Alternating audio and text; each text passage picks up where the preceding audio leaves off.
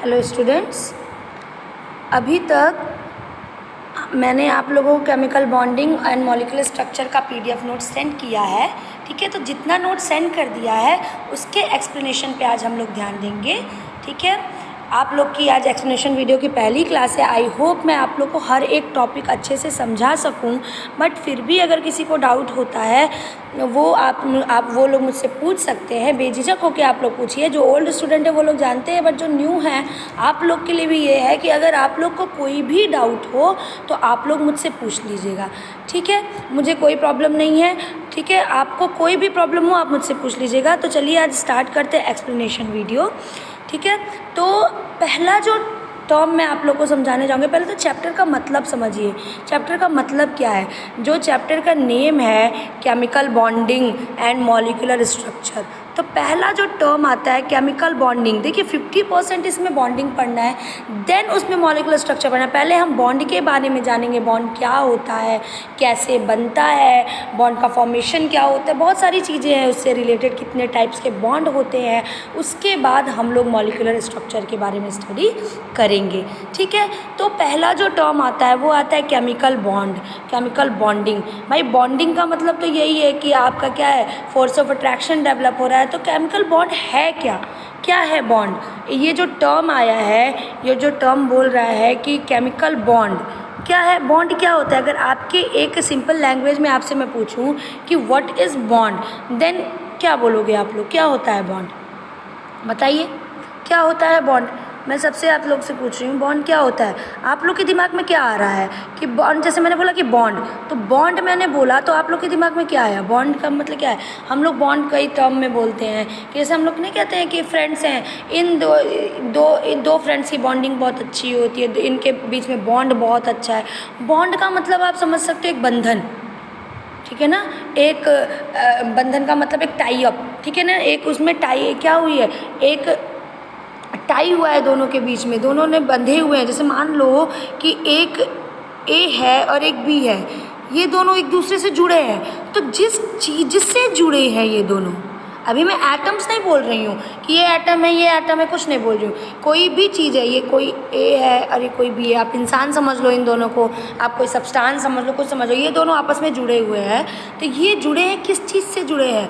ये एक इनके बीच में एक बंधन है, एक टाई अप है, उसको हम लोग क्या बोलते हैं? उसको हम लोग बॉन्ड बोलते हैं। उसको हम लोग क्या बोलते हैं? बॉन्ड। और कोई दो लोग, कोई दो सब्सटेंस, कोई दो एलिमेंट, कुछ भी ले लीजिए, ह्यूमन से रिलेट आप करिए, तो कोई भी दो चीज़ें आपस में जुड़ी हुई हैं। कब जुड़ती हैं? जब उनके बीच में अट्रैक्शन होता है। क्या होता है उनके बीच में?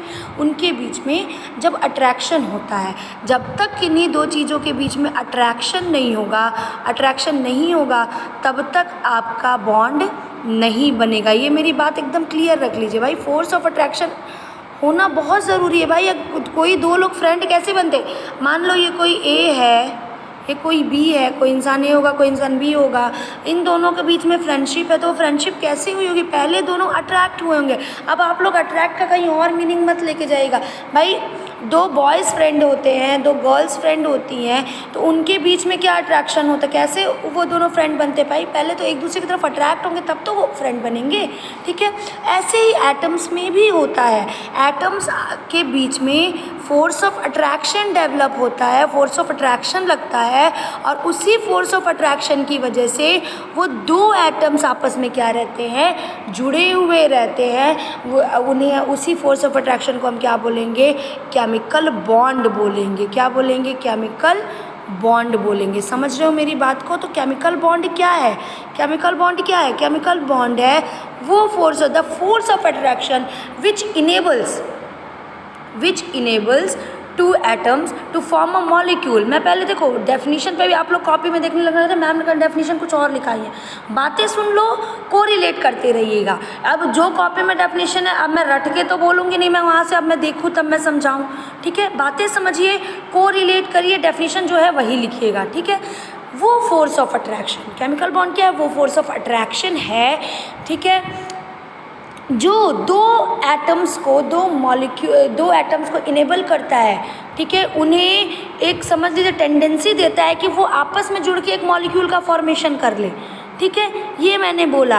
और आपकी डेफिनेशन ये बोलती है कि ये वो फोर्स ऑफ अट्रैक्शन है जो दो एटम्स को आपस में जोड़ी रखती है, which holds two atoms together.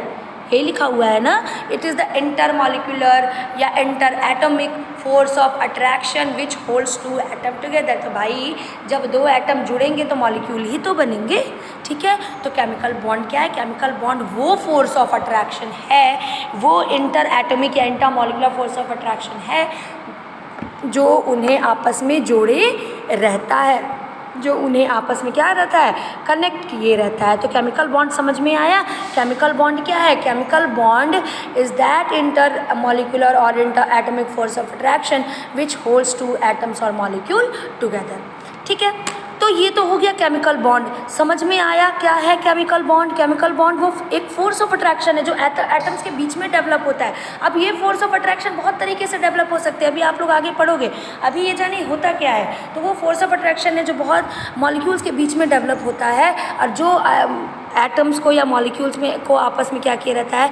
Combined किए रहता है। अब ये है कि केमिकल बॉन्ड चलो बन रहा है, क्यों बन रहा है? क्या ज़रूरत है दो एटम्स को आपस में जुड़ने की? भाई सिंगल सिंगल रहो ना, बिना फ्रेंड्स के रहो, क्या ज़रूरत पड़ी है? क्या ज़रूरत है फ्रेंड्स बनाने की? क्या ज़रूरत है मॉलिक्यूल बनाने की? एटॉमिक फॉर्म में क्यों नहीं रहते हो? मॉलिक्यूल मत बनाओ, कोई ज़रूरत नहीं है।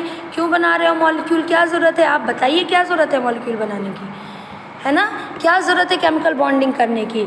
आपको पता है ना केमिकल बॉन्ड बनाने के प्रोसेस को केमिकल बॉन्डिंग कहेंगे। तो केमिकल कॉम्बिनेशन, केमिकल बॉन्ड बनाने की क्या ज़रूरत है? केमिकल कॉम्बिनेशन करने की क्या ज़रूरत है? आप लोग बताइए क्यों ज़रूरत है दो एटम्स को आपस में कंबाइन होने की? आप लोगों ने सुना भी होगा ये चीज़ कि आप कोई भी मैक्सिमम जो एलिमेंट्स होते हैं वो अपने मॉलिक्यूलर, मैक्सिमम क्या सारे एलिमेंट्स लगभग अपने मॉलिक्यूलर फॉर्म में पाए जाते हैं इन्वायरमेंट में, एटमॉस्फेयर में वो अपने मॉलिक्यूलर फॉर्म में पाए जाते हैं, कभी भी एटॉमिक फॉर्म में पाए नहीं जाते हैं। क्यों नहीं पाए जाते हैं? अब आप लोग के दिमाग में एक क्वेश्चन आए कि मैम सोडियम तो Na के फॉर्म में पाया जाता है, Na is atom, Na is atom, sodium क्या है? एटॉमिक फॉर्म में पाया जाता है। तो इसका जो एक एटम है ना वही इसका मॉलिक्यूल है, वो इसी फॉर्म में स्टेबल है, इसी फॉर्म में स्टेबल है वो, इसीलिए इसी फॉर्म में पाया जा रहा है। तो क्या ज़रूरत है केमिकल बॉन्डिंग करने की? बताइए मुझे। तो इसके रीज़न है, केमिकल बॉन्डिंग का सबसे मेन रीज़न है कि एटम्स स्टेबिलिटी एक्वायर करना चाहते हैं, स्टेबल होना चाहते हैं। एटम्स क्या होना चाहते हैं? स्टेबल होना चाहते हैं। स्टेबल हम लोग क्यों पढ़ाई कर रहे हैं? हम लोग क्यों पढ़ाई कर रहे हैं? स्टेबल होने के लिए। जिस दिन आप पढ़ाई कर लोगे, आपकी पढ़ाई कंप्लीट हो गया, आपको जो एम चाहिए वो अचीव हो जाएगा, क्या उसके बाद आप लोग पढ़ाई करोगे? नहीं करोगे। आप कहोगे कि भाई मुझे जो चाहिए था वो मिल चुका है, तो हम अब क्यों पढ़ाई करेंगे? हमें बिल्कुल भी पढ़ाई नहीं करनी है।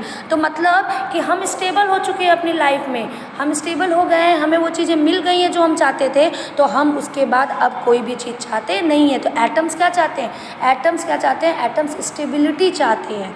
एटम्स को क्या चाहिए? स्टेबिलिटी चाहिए। और उसी स्टेबिलिटी को एक्वायर करने के लिए वो क्या करते हैं? वो केमिकली कंबाइन करते हैं एक दूसरे से। उसी स्टेबिलिटी को एक्वायर करने के लिए वो क्या करते हैं? एक दूसरे से केमिकली कंबाइन करते हैं, ठीक है, केमिकल बॉन्ड बनाते हैं, ठीक है। दूसरी चीज़, अब स्टेबल होने के लिए वो क्या क्या कर सकते हैं? भाई स्टेबल होने के लिए चलो केमिकल बॉन्ड बना रहे हैं, तो केमिकल बॉन्ड बनाने से ऐसी क्या चीज़ें हो जाती है, ऐसा क्या मिल जाता है उन लोगों को, ऐसा क्या मिल जाता है कि वो स्टेबल हो जाते हैं? क्वेश्चन देखिए, बहुत सारे क्वेश्चन राइज हो रहे हैं। पहला क्वेश्चन तो मैंने ये बताया, व्हाट इज़ केमिकल बॉन्ड। पहला हमने क्या डिस्कस किया? हमने पहला डिस्कस किया कि केमिकल बॉन्ड क्या होता है। केमिकल बॉन्ड क्या होता है? वो फोर्स ऑफ अट्रैक्शन होता है जो दो एटम्स को आपस में होल्ड किए रहता है, ठीक है। दूसरी चीज़, क्या ज़रूरत है केमिकल बॉन्ड बनाने की? क्यों एटम्स केमिकल बॉन्ड बनाते हैं? क्या ज़रूरत है? तो ज़रूरत इसलिए है क्योंकि एटम्स क्या होते हैं? स्टेबल होना चाहते हैं। एटम्स क्यों केमिकल बॉन्ड बनाते हैं? क्योंकि एटम्स स्टेबल होना चाहते हैं। कोई भी चीज़ क्यों होती है? क्योंकि वो स्टेबल होना चाहते हैं, ठीक है। तो स्टेबिलिटी एक्वायर करने के लिए एटम्स क्या करते हैं? केमिकल बॉन्ड का फॉर्मेशन करते हैं। अब केमिकल स्टेबिलिटी एक्वायर करने के लिए करते हैं, ये भी हमको समझ में आ गया। अब स्टेबिलिटी वो कैसे एक्वायर कर सकते? भाई केमिकल बॉन्ड बनाने से एटम्स को कैसे स्टेबिलिटी मिल जाएगी? कैसे कोई एटम स्टेबल हो जाएगा? बताइए, इस क्वेश्चन का आंसर मुझे दीजिए। कैसे कोई एटम केमिकल बॉन्ड बना के स्टेबल हो जाएगा। हम लोगों ने 10th में ये चीज़ें डिस्कस की हैं। जो बच्चे अदर स्कूल से आएंगे उनके टीचर्स ने भी ये चीज़ें डिस्कस की होंगी, और जो बच्चे यहाँ के हैं मैंने भी ये चीज़ें डिस्कस की। आप लोग ये नहीं कह सकते कि हम लोगों ने ये चीज़ें डिस्कस नहीं की है। तो क्यों बताइए, क्यों करता है, क्यों केमिकल बॉन्ड बनाना है? ऐसा क्या होता है केमिकल बॉन्ड बनाने के बाद कि वो स्टेबिलिटी एक्वायर कर लेते हैं? बताइए। तो सबसे पहले तो ये होता है कि जब दोनों एक दूसरे से बॉन्डिंग करते हैं, दो एटम्स आपस में जुड़ते हैं, तो वो क्या करते हैं, जब जुड़ेंगे तो उनकी जो एनर्जी होगी वो कम हो जाएगी, उनकी जो एनर्जी होगी वो कम हो जाएगी। और आप खुद बताइए, कोई एटम है एक्स्ट्रा एनर्जी के साथ है, तो ये बताओ वो स्टेबल रहेगा अनस्टेबल रहेगा? अनस्टेबल रहेगा, उछलता कूदता रहेगा, यहाँ से यहाँ कूदेगा, यहाँ से यहाँ कूदेगा। तो एटम्स क्या करते हैं, एक दूसरे एटम के साथ जुड़ के सबसे पहले तो अपनी एनर्जी को क्या करते हैं, कम करते हैं। उनकी एनर्जी क्या हो जाएगी, कम हो जाएगी। जैसे ही केमिकल बॉन्ड का फॉर्मेशन होगा, उनकी जो एनर्जी होगी वो क्या हो जाएगी, कम। कौन सी एनर्जी? जो उनकी आप कह सकते हो पोटेंशियल एनर्जी उनमें जो होती है, जो भी एनर्जी स्टेट हो, वो क्या हो जाएगा, वो डिक्रीज़ कर जाएगा। ठीक है। और जब एनर्जी डिक्रीज़ करेगी, एनर्जी कम होगी, तो ये जान लीजिए स्टेबिलिटी एक्वायर करेगा वो। तो आप जान लो, जितनी ज़्यादा एनर्जी उतना ज़्यादा अनस्टेबल। किसी एटम के पास जितना ज़्यादा एनर्जी होगा ना, उतना ज़्यादा अनस्टेबल होगा। इसलिए वो हमेशा चाहता है कि उसकी एनर्जी क्या हो जाए, कम हो जाए। ठीक है। तो सबसे पहले तो केमिकल बॉन्ड बनाएगा तो उसकी एनर्जी क्या हो जाएगी, कम हो जाएगी। ठीक है। दूसरा चीज़ क्या होगा, दूसरा ये होगा कि वो नोबल गैस कन्फिगरेशन एक्वायर कर लेगा। अब नोबल गैस कौन कौन से होते हैं, अगर ये चीज़ आपको पता नहीं है तो बहुत बुरी बात है। नोबल गैस जो 0 ग्रुप के एलिमेंट्स होते हैं, लास्ट 18th ग्रुप, फिर 10th में 5th चैप्टर पढ़े हो आप लोग, पीरियोडिसिटी वाला, पीरियोडिक टेबल डिस्कस हुआ है। जो लास्ट ग्रुप होता है, helium, neon, argon, krypton, xenon और रेडॉन। में यहाँ लिख देती हूँ रेडॉन। ये आपके नोबल गैसेस हैं। इनकी क्या खासियत है, क्यों इनको नोबल बोलते हैं? 9th में पढ़े हो ना नोबल गैसेस। क्यों बोलते हैं इनको नोबल गैसेस? हम लोग बताओगे क्यों बोलते हैं इनको नोबल गैसेस? इसलिए बोलते हैं क्योंकि ये किसी के साथ रिएक्शन नहीं करते, किसी भी चीज़ के साथ रिएक्शन नहीं करते, किसी भी एटम के साथ जुड़ते नहीं हैं। क्यों नहीं जुड़ते हैं? इसलिए नहीं जुड़ते हैं क्योंकि जो इनका आउटर मोस्ट ऑर्बिटल होता है वो कंप्लीट होता है। हीलियम एक्सेप्शन आपको पता है, आपने थोड़ा सा मैंने बताया था आप लोग को केमिकल बॉन्डिंग में, थोड़ा सा जो आपका केमिकल बॉन्ड चैप्टर आया था, केमिकल बॉन्ड कौन से वाले में पढ़ा था हम लोगों ने, कार्बन एंड कंपाउंड वाले में, हमने थोड़ा सा डिस्कस किया था कि किसी भी एटम को स्टेबल होने के लिए उसके आउटर मोस्ट ऑर्बिटल में 8 इलेक्ट्रॉन्स होने चाहिए, बताया था ना। तो 8 इलेक्ट्रॉन्स का एक्सेप्शन है हीलियम, क्योंकि हीलियम क्या होता है, 2 ही इलेक्ट्रॉन्स में स्टेबल हो जाता है, क्योंकि इसके पास एक ही शेल है, एस सब शेल होता है, और उसकी लिमिट 2 ही इलेक्ट्रॉन्स की होती है। मैं इन सब चीज़ों पे अभी नहीं कूदूँगी। ठीक है। अगर आपको ये सारी चीज़ें नहीं आती हैं तो मुझे मैसेज कर दीजिएगा, तो मैं अगली क्लास में ये सारी चीज़ें डिस्कस कर दूँगी आप लोग को।